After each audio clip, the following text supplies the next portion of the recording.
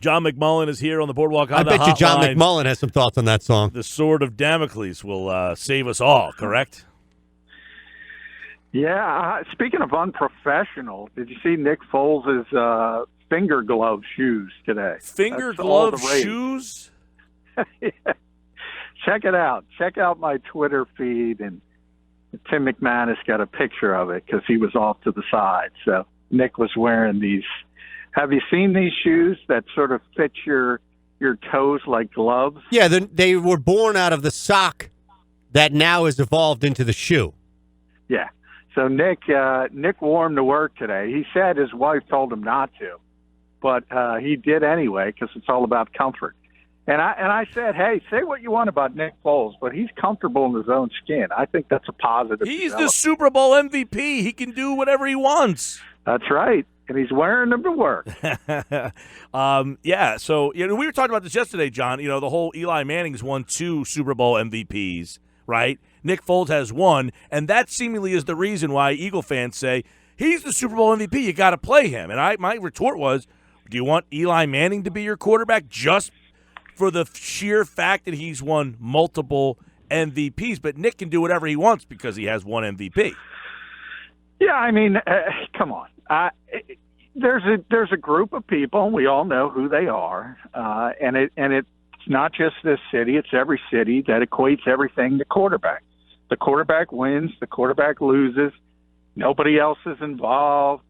Mike, you and I have discussed Eli Manning a lot. I don't think he's a Hall of Fame quarterback. I think Phillip Rivers is. Phillip Rivers doesn't have any Super Bowl titles. I think he's a better quarterback. There are other people on the field that contribute to winning football games. It's pretty common sense. That's not to,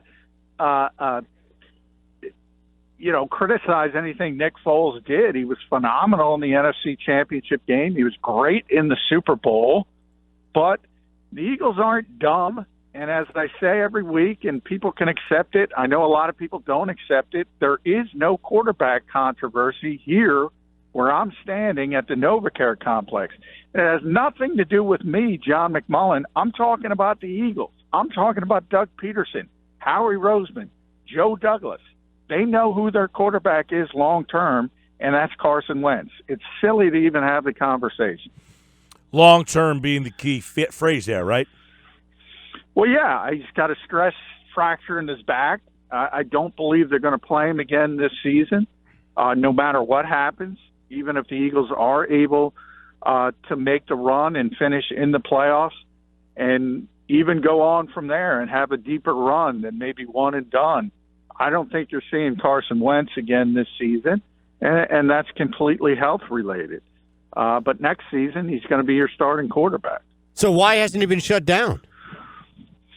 Well, I do think that is it's sort of a nod toward ego and the fact that they want to keep him involved. They want to make that clear because there are so many people who take that tact and say, hey, Nick wins football games. He's 21-7 in his last 28 starts as an Eagle.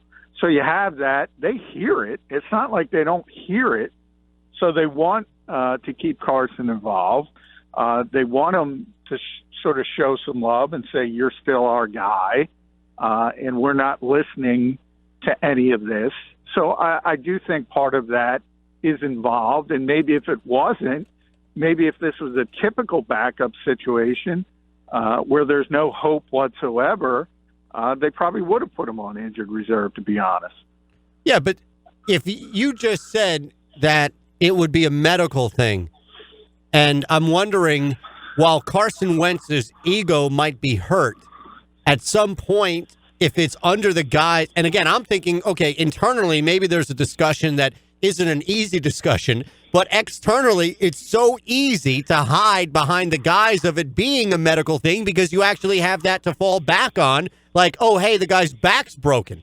So isn't there some middle ground that the team can do? And again, I don't think that there's some hidden gem out there, John, that they could sign for the last 2 weeks to make some big difference, but I just think that there should be some middle ground. Maybe I'm wrong, but there should be some middle ground in which they actually have a tangible medical issue to fall back on.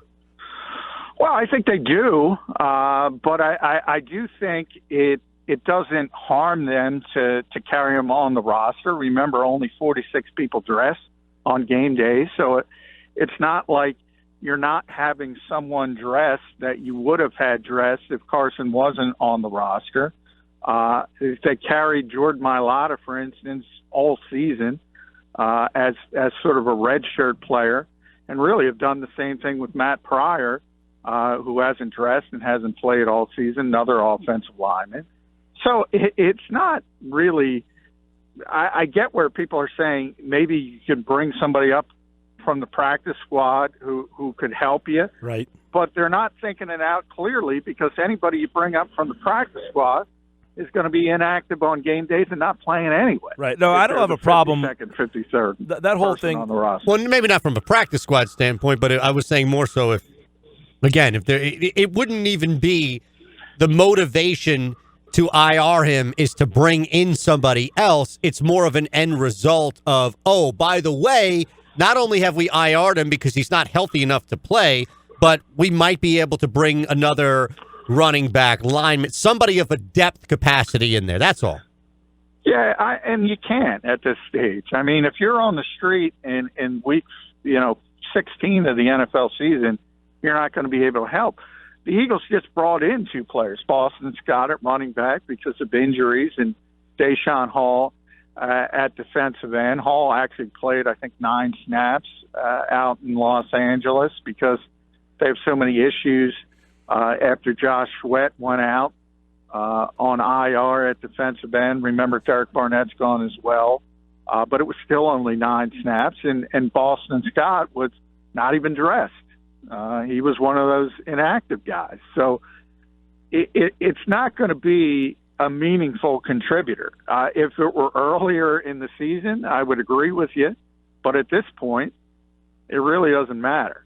Yeah, would you rather have Carson Wentz or C.J. Anderson on the team? Is that and you check me? Is that unfair to ask?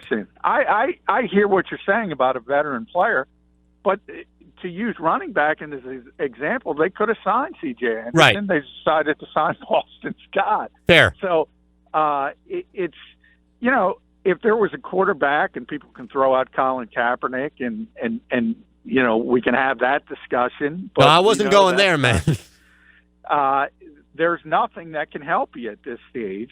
And even a guy like Kaepernick, because he's not going to play over Nick Foles, so he's not even going to help you. So, and remember who went out to midfield for the coin toss against the Rams. It was not Nick Foles. It was Carson Wentz. They're trying to send messages and say, this is the guy, this is the leader of the team. Now, if you want to say to me they shouldn't have to do that and Carson should be strong enough mentally, okay, I can entertain that conversation.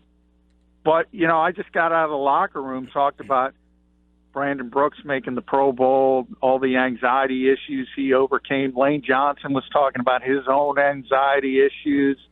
We've seen Markelle Fultz in this very city, all the mess surrounding him. I mean, yeah, I was going to bring it has that feel around it. Easier said than done, right? Doesn't it have that feel around it? Like the thought of, okay, I suggest this. Like, Foles is the quarterback. Let's just say for whatever reason Foles got hurt. In that moment, if you went to Wentz, you've now contradicted yourself totally that this guy wasn't healthy enough to play. He wasn't ready. Yeah, and some people have brought that up to me. Are they not putting Carson Wentz on injured reserve in case they make the playoffs and Nick Foles gets hurt? And I agree with what you just said, Mike. That makes them look worse. I don't think that's going to happen. I don't think that's the plan at all. I think if he was healthy enough to play and they felt he was healthy enough to play, he'd be playing. And even if they make not. it? That's a fascinating area for me, John. You know this team. You're in the locker room every day. So I'm asking you a hypothetical, but it's an educated guess. They win out. They found a way to make the playoffs. The week leading into their first playoff game, Carson Wentz is medically cleared or healthy to play.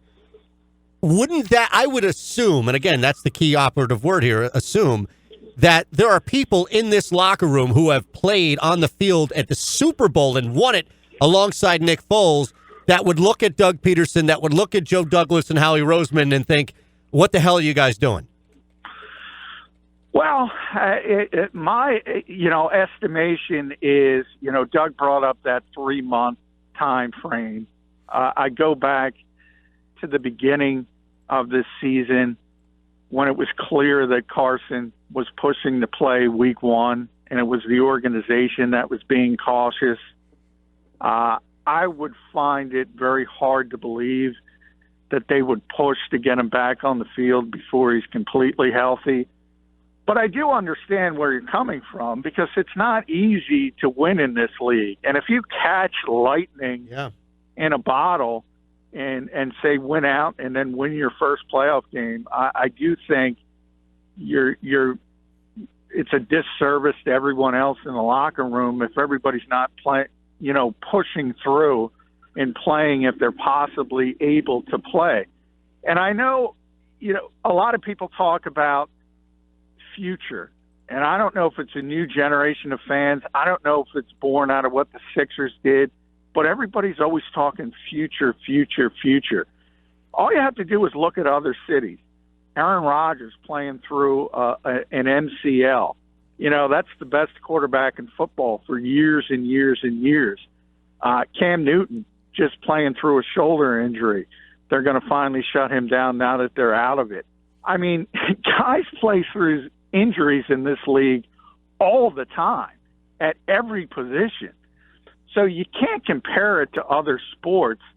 I think if Carson was able to play through this, he'd be playing, but the Eagles shut him down for a reason.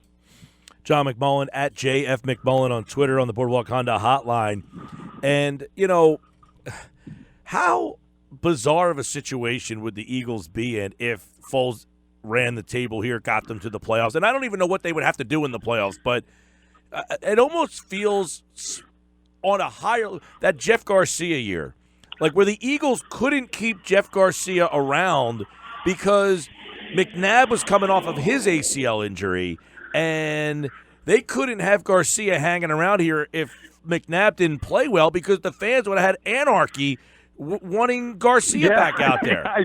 I joked about this, and I just wrote about this on 973ESPN.com.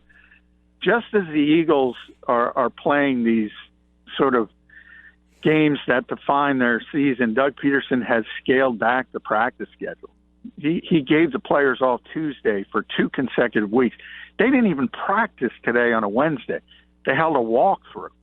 I joked that this organization doesn't want Nick Foles to win because they don't want that headache in the offseason. I mean, these fans are going to go crazy if they run the table.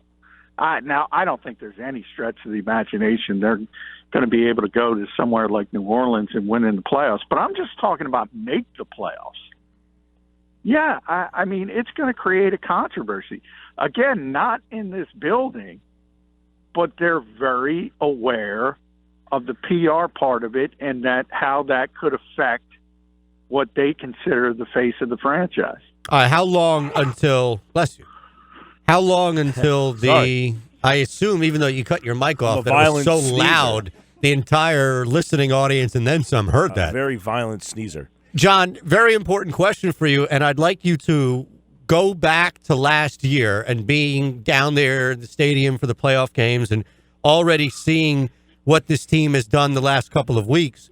How long until the ski mask overtakes the dog mask?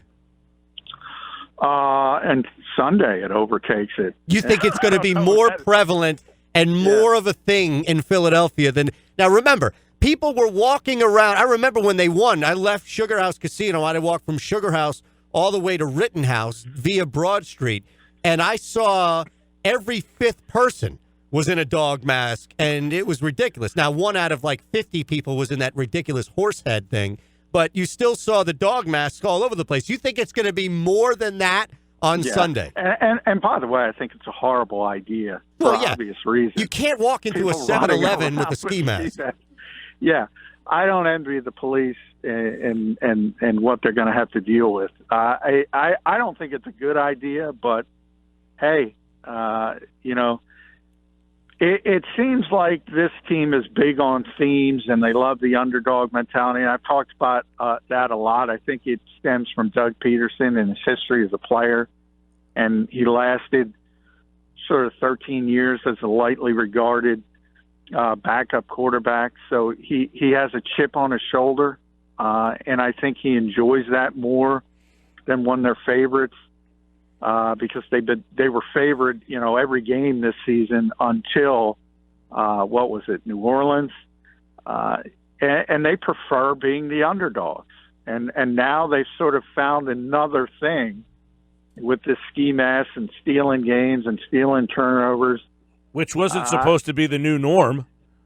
Yeah, well, yeah, it was supposed to be the new norm, but that didn't work out because they were the favorites and they had their targets on the back and things of that nature. It's tougher. A lot of times it's tougher to be the hunted than the hunter. And, that's what has made the Patriots sort of so special, in the fact that they've been able to do it consistently with the targets on their back. It's been difficult for the Eagles, but to their credit, they're still kicking and they're still alive. They are, and the game on Sunday against Houston has a lot of meaning to it. We'll get into it in just a second, but they might get a couple of guys back. Jordan Hicks, Timmy Jernigan returning. Only a walkthrough, but is there a feeling that they're going to get some more help on that defense? Well, Doug had mentioned on Monday that he thought Jordan was going to be able to do some things in practice, so I think it's likely that when they do actually have a full practice tomorrow, he'll certainly be involved, and I think that's positive. I'm a little more cautious on Tim Jernigan for the reasons I mentioned a lot, but certainly the fact that he was estimated to be limited today is also positive.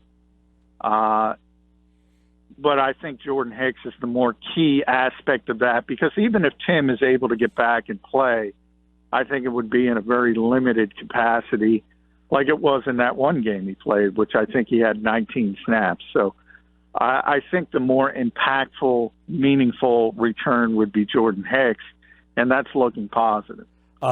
We talked a lot earlier about Wentz's Foles' contract situation. They redid that deal, right, to where there's a mutual option on that deal, John.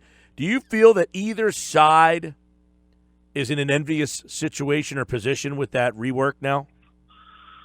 No, it's really an option designed, creatively for Nick to be a free agent. In theory, the Eagles could pick it up and agree to pay him $20 million. But we just talked about the headaches, and imagine if they did that, because they could, because this is the year where Carson would be in line for his extension, but you could hold off if you wanted to. But think about that message that sends to Carson Wentz. We're going to pick up Nick Foles. We're going to pay him $20 million, and we're going to hold off to see if you're healthy. That's not an envious place to be if you're the Philadelphia Eagles. I don't think they have any interest in that. And I think the plan is what the plan always was, and that's for Nick to pay the $2 million back, become a free agent, and maybe then you could start negotiations for more of a tangible number. And I don't know what that number would be, probably $10 million, something in that range. But if Nick continues to play well, all of a sudden he's got more value. There's teams that are always quarterback desperate. So I think he's going to be a free agent, and we'll see what happens from there. Sign and trade. Come on, NBA this whole thing. Yeah, but, remember back in the offseason, I got killed for this, and I got the hate mail to prove it. I said, and Mike can attest, the Eagles should have taken a second-round pick. Boom, done. Trust me, done. You know where I used to work, and every day it was a battle, nonstop battle. And I barely had a voice on that show, and I still was getting called out. Well, I had agree the with same you, thing, John, yeah. that you were looking at a guy's value. I get it. Like this is why you have him, but these games are never guaranteed. You have to make a decision at some point of value against these 3 games right here. Yeah, exactly. And I the first 2 games where Nick played that everyone forgets now only decreased his value. And you couldn't have gotten that second-round pick at the trade deadline. Now, all of a sudden, he played well against the Rams, although even that, I mean, if you look at the tape, there were some throws there that potentially should have been intercepted.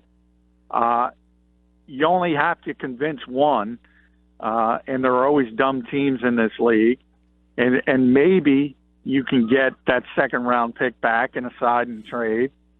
But, when people talk about trades, they never talk about that team that trades for Nick Foles. And if you're going to trade a second-round pick or even more, you remember those goofy Bill Polian takes where he said the Eagles should start at 2 first-round picks. Remember, the team trading for this also has to pay the guy like he's a starting quarterback. And this is a veteran starting quarterback. So that means what? If you're getting a deal, $20 million a year, that's the problem with all those sign and trade scenarios and trades to begin with. They should have took a second-round pick, and I still say that today. John, real quick, I'm disappointed that Mike didn't carry the torch that we lit last week going inside the mind of McMullen. So let me throw 2 quick things at you, all right, off the grid here for you. Well, I wasn't here. How would I know? Well, I thought Josh would have relayed it to you. Colleen, maybe somebody on the show would have said, hey, they had a lot of fun diving inside the mind of one of the most fascinating people we have on this show. Fire away. All right. Mike doesn't think I'm all that fascinating. That's probably it. I've talked to John every day for like the last 3 years. You're probably sick and tired of him at this point, and the opposite is true with John, right? Or the same, I should say, with you. Let me say. You find me more fascinating than Mike does. Yeah, I clearly get that now. Trust the process, John. That setup did not work, trust me. All right, real quick, I've got 2 for you, rapid fire. First and foremost, what did you think about Will Smith playing the new genie in Aladdin? I don't like it. I was a big Will Smith guy when he was younger. What, is he hurting his legacy? Is this Utley in L.A.? Yeah, this is if you look, and Tim Jernigan is just going by me on a scooter, so I've lost my train of thought. But at one time, Will Smith was the top movie star in the world. He was A-list, number 1. He was Dwayne Johnson, the Rock category. So I don't like it. All right. Ben Simmons wants a monogamous relationship. Kendall Jenner wants the 180, the opposite of it. Now, let me say this. I've been in both, but I'm going to defer to you here. For God's sakes. What? I've been in both? Yeah, it's pretty much college. That's what an open relationship is called. So what should Ben Simmons do, knowing that he's clearly the envy of a lot of celebrities and what he's dabbling in, yet at the same time, he ain't ever going to get what he wants, which is all of Kendall?